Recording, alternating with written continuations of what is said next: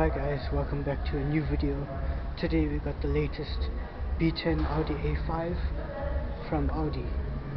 Now, this generation, Audi decided to combine the A4 and the A5 into one and just call it the A5 Saloon and potentially the A5 Coupe. Now, this particular model we have right here, this is the S-Line version.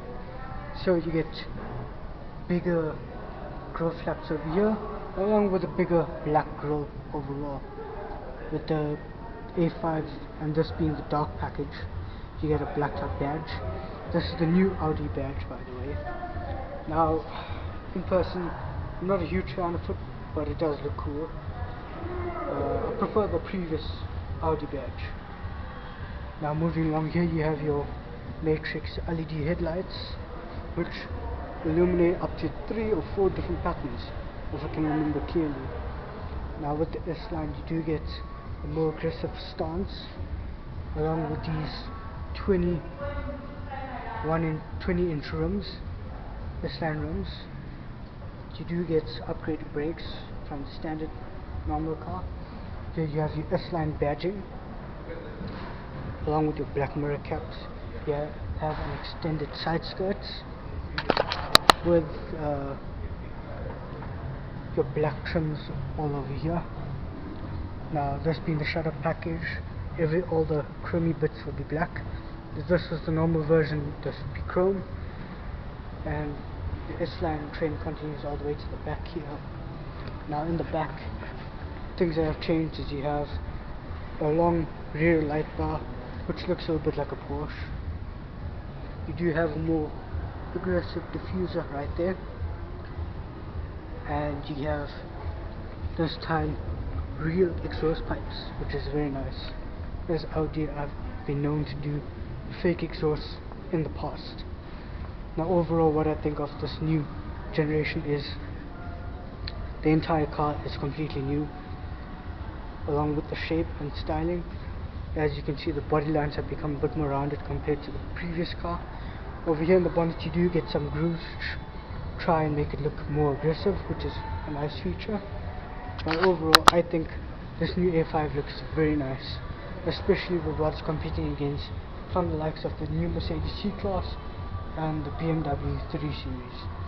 Now, let's move on to the interior. Now, on the interior of the new A5, as you can see, it's a bit more roomy than the previous car. Much bigger. You have a bigger display. You have a 12.8 inch display here and a 14.2 inch display for the center, and you have a little 10.2 inch display for the passenger. In my opinion, these displays look very, very nice. The same goes for the passenger, as they'll have entertainment. With the trim level, the S-Line, you get some carbon fiber styled aluminum here. It starts the button with piano black. Here's your gear knob. This is a new trend of cars now. Your gear knobs are becoming like micro thingies here. Don't mind the beeping. This is just a showroom car, so it's not in delivery mode. It's currently in. You have your wireless charging pad here, your 12 volt charging over here, and 2 Type-C USB sockets here for charging your phone. Here is your volume knob with 2 cup holders. In terms of storage, the center compartment isn't that big, but I think Audi has made it up in the glove compartment. Yes, glove compartment is much larger than the previous car. For this model particularly, we have the panoramic glass roof, which is very nice. You can open it with the switch here. Here you have your SOS. But overall, I think this is a very nice cabin to be in.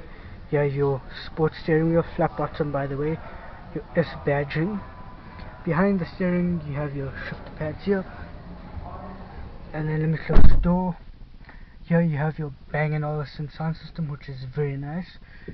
This is a cool feature because the door handle blends into the trim, which is very nice. Here you have your touch pad sensitive buttons here for your mirror controls and lighting, and here are your window switches. Now the nice thing about this A5 is on this new gen, you get metal style pedals like on your S3s and RS4s and RS5s. I've never seen this on the S car before. Now let's move on to the back. Now in the back of the A5, it is very spacious over here, much compared to a BMW 3 Series and possibly even the Mercedes C-Class. You have plenty of legroom here. This is my driving position, so plenty of legroom here. Your two Type-C charging ports. Here your air vents here. I like what they did here as compared to the facelift of the 3 Series where they made tiny little knobs. At least with this you can move it about. Here you have your climate controls here, the control switch. You have your airplane style pockets here to keep your important stuff close by, and your Bang & Olufsen continues down here with your flashy door handle. There's your window control. Here are your lights for the rear, but wow, this panoramic sunroof, it's something I could get used to actually. I like it. Now with this one, it's in its tint mode, so you can't really see through the glass, but you can sort of make it become clearer from the front controls. Now on the new cars you can't open the sunroof because it's costly, manufacturers are trying to cut costs and blah blah blah. But moving on to more storage. Now here you have your extended cup holders here, despite having a big one here. Maybe you're eating, so it's better to keep it here. Now on this car I think you do have freeloading. Yes you do. Here you have your freeloading, which is very nice. It's not so different from the 3 Series, but both cars are very similar.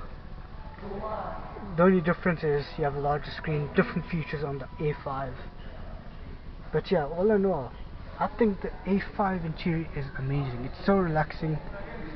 I mean, soundproofing is stunning. You have double glazing glass here as well, which improves on it. But overall, the Audi A5 interior is a quite relaxing place to be. Now let's move on to boot space. Now moving on to the boot space. Here on the A5 you have the most amount of boot space in its class, with a capacity of 500 liters, which is more than enough for most people. You can make it 510 if you fold the seats down, but yeah, that's plenty of space. Here you have your extra storage. I actually don't know how do you actually do this. We'll get back to that later, I guess. Here you have your extra storage here. Here's your coat hangers here, your lighting. But yeah, the boot is fairly simple, yet it's very spacious. And according to this model, you do have comfort access. You can open it by putting your foot under the car, which is very nice. I think we'll demonstrate it while we are here. I think you just okay, it's working now.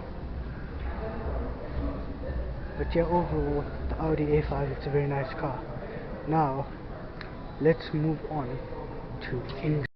Now, as for engines, variants, and powertrains, over here we have the 2-liter diesel with 146 kilowatts and 400 Newton meters of torque, which is plenty of power for most people.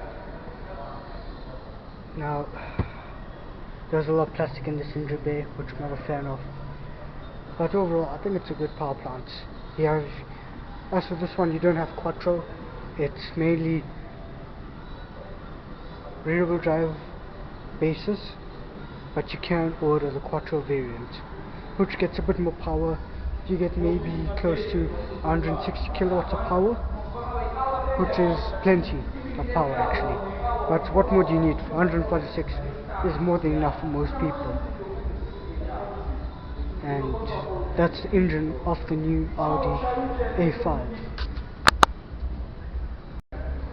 Now, final verdict for the A5. I think the A5 is an overall good package, especially it going against the 3 Series and the Mercedes C-Class. But overall, all cars are very similar in terms of tech.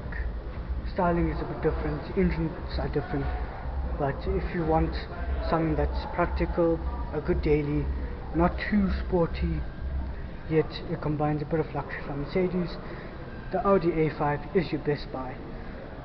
Now, this is my review of the Audi A5. Thank you. Please like and subscribe for more future videos of not only Audis but BMWs, Mercs, and who knows, potentially Ferraris and Lamborghinis in future. Take care and goodbye.